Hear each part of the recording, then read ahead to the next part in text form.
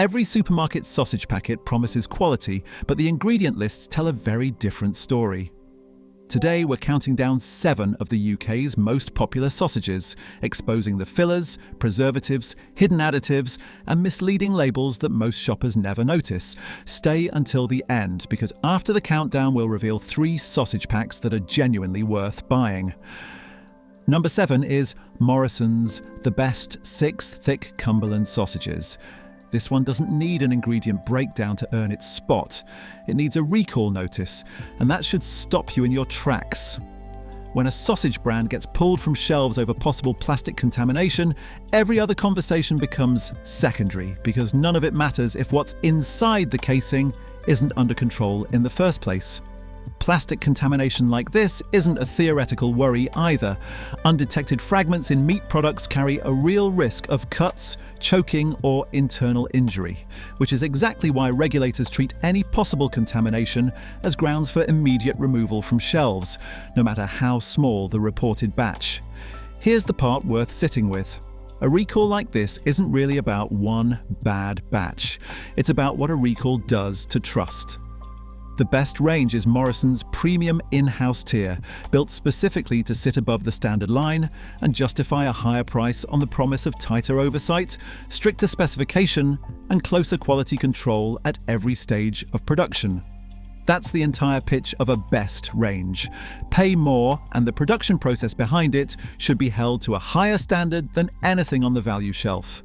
A contamination issue inside that specific range doesn't just affect one pack.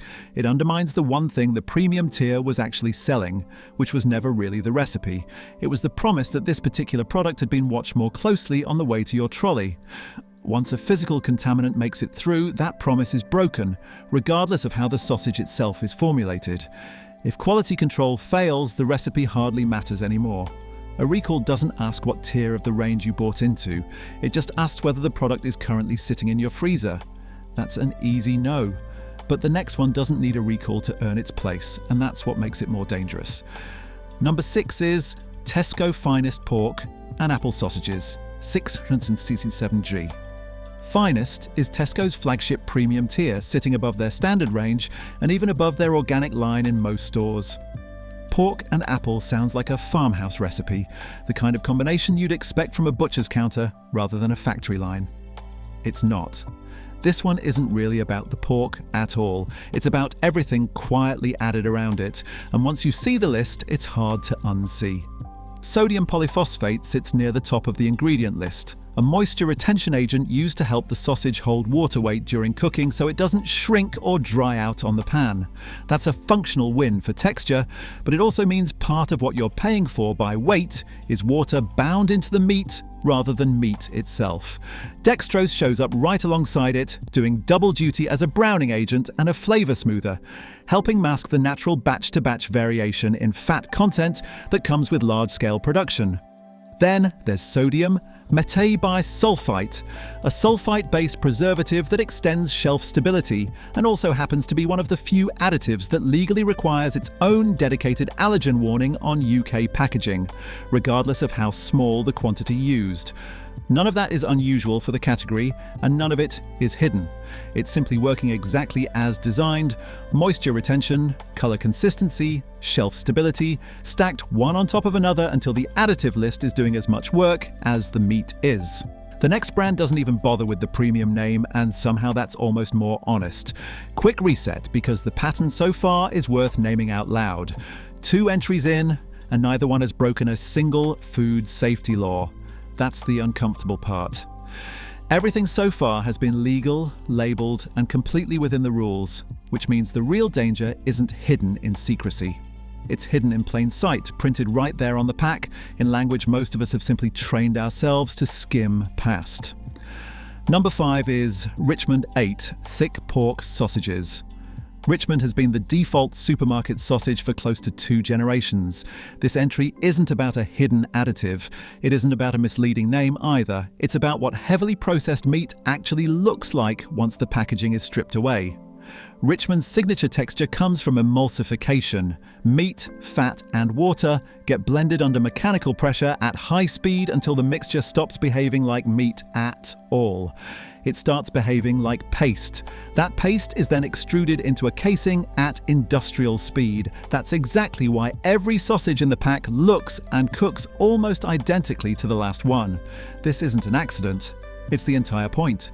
Consistency, speed, and cost efficiency engineered directly into the texture itself. That smooth, uniform bite is the clearest physical signature of industrial meat processing on this whole list. No natural grain, no visible muscle fiber, no variation from bite to bite because the mechanical blending destroyed all of that before the sausage ever reached a casing. And here's the part that should genuinely worry you. Regularly eating heavily processed meat like this has been linked in ongoing research to chronic low-grade inflammation. It's associated with a higher risk of obesity, type 2 diabetes, cardiovascular disease, certain cancers, and even premature death. One packet won't hurt you. But the method behind that familiar Richmond bite is the exact same method driving a lot of that unsettling research. Here's something almost nobody expects at this point in the list. None of these brands are trying to fool you in exactly the same way.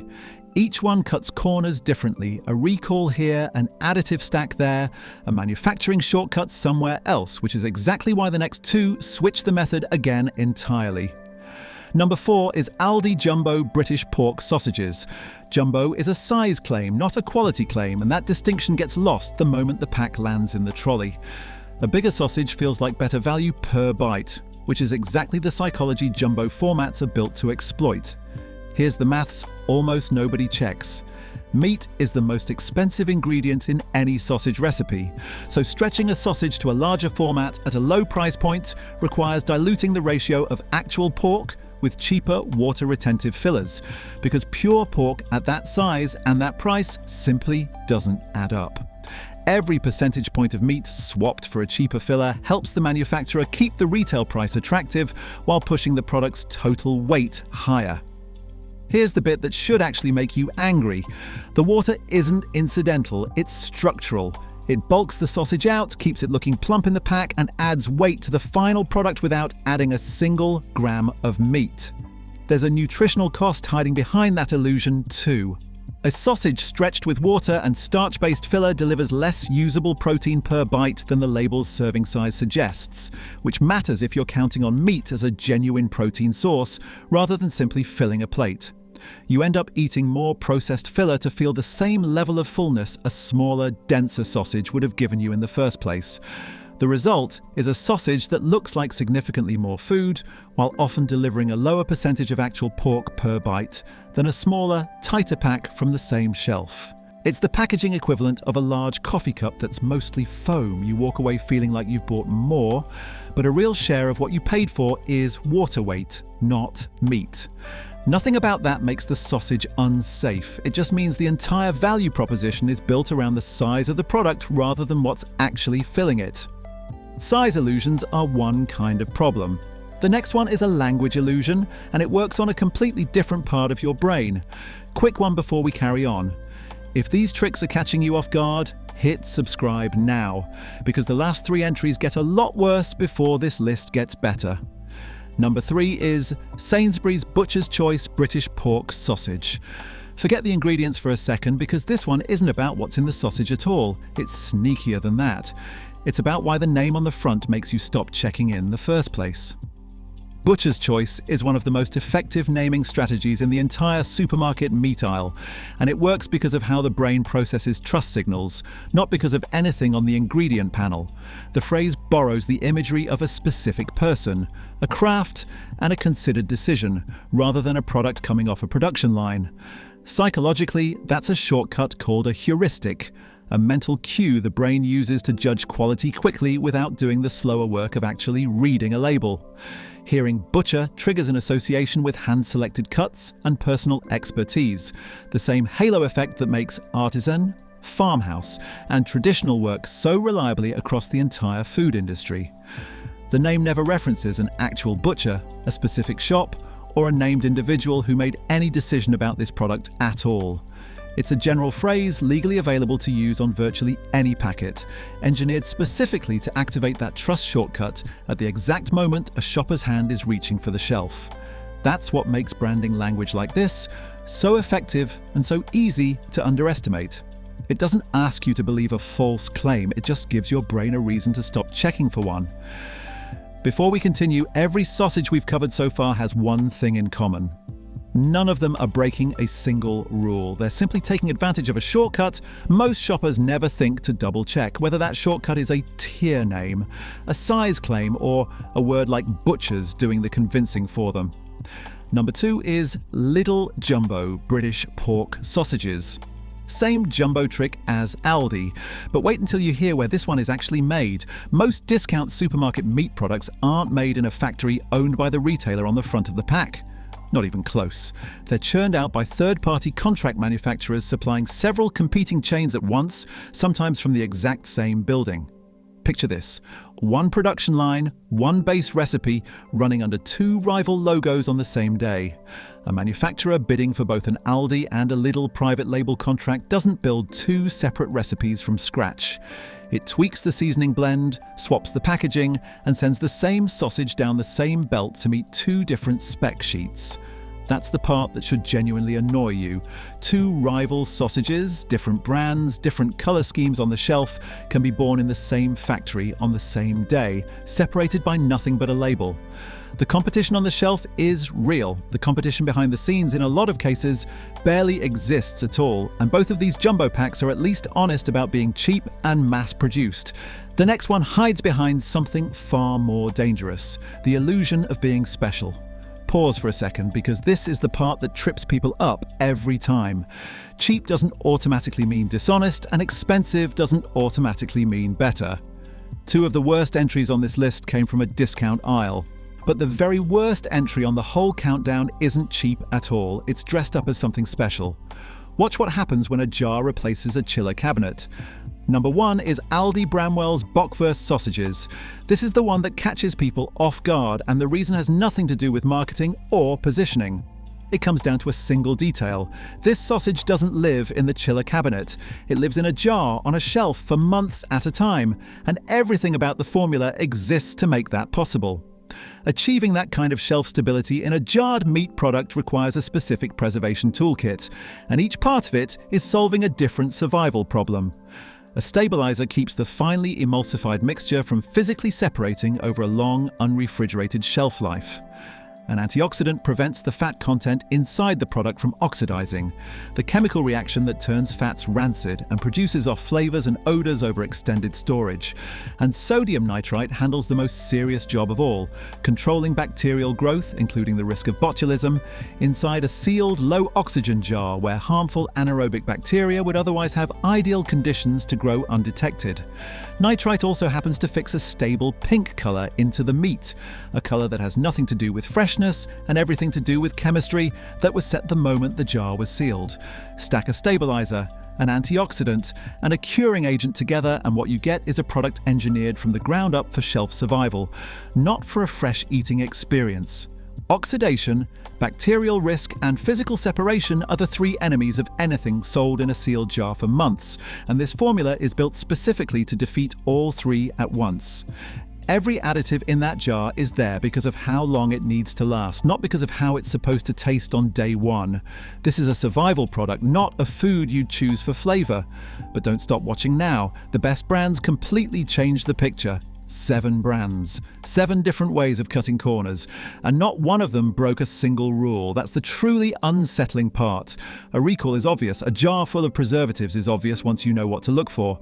But a clever tier name, a jumbo label, a word like butchers, those work precisely because nothing looks wrong. So, is it even possible to buy a sausage you can actually trust? Yes, and it's about to change everything you just watched. Now for the good news. These are the 3 that held up. The 3rd safe choice is Aldi's specially selected pork sausages, 6-pack. Here's where things finally improve. The same discount retailer responsible for 2 entries on the avoid side also runs a premium tier that gets the formulation right. Specially selected sits above Aldi's standard and jumbo ranges, and unlike the jumbo pack earlier in this countdown, it isn't chasing a size illusion at all. It's built around a genuinely higher meat percentage and a shorter, more recognizable ingredient list. The same trade-off you'd expect from any supermarket's top tier, at a price point that undercuts the equivalent premium range at Tesco or Sainsbury's by a noticeable margin. What this proves about the category matters more than the product itself. Budget doesn't have to mean poorly formulated. It means a retailer chose to compete on price at the standard and jumbo tiers while still offering a genuinely better option one shelf up, side by side, for anyone willing to look. If you already shop at Aldi out of habit, this is the pack sitting a few feet from the jumbo, one you should be avoiding at a price difference smaller than most people expect once they're standing in the aisle comparing both. But the next brand doesn't even bother with a premium shelf. It just quietly does everything right from the start. The second safe choice is Heck 6 97% pork sausages. Finally, a brand that doesn't rely on marketing at all. Heck built its entire identity around a single number, and it's worth explaining why that number carries more weight than it sounds. 97% pork is an unusually high meat content for this category. Most supermarket own brand sausages sit meaningfully lower once water, rusk, and stabilizers are factored in. So a 97% claim isn't a marginal improvement. It's a structurally different product with far less room for filler in the first place. Heck is also family-run rather than a division of a larger conglomerate, and that shows up directly in the ingredient list. Pork, a small amount of seasoning, and very little else needed to make the case. There's no clever tier name doing the persuading here, and no long stabilizer and preservative chain compensating for a thin meat percentage, because the formulation simply doesn't need compensating for. It's stocked widely enough in major supermarkets that finding it doesn't require a special trip, which matters because a clean formula that's hard to actually buy isn't a practical recommendation. This one is.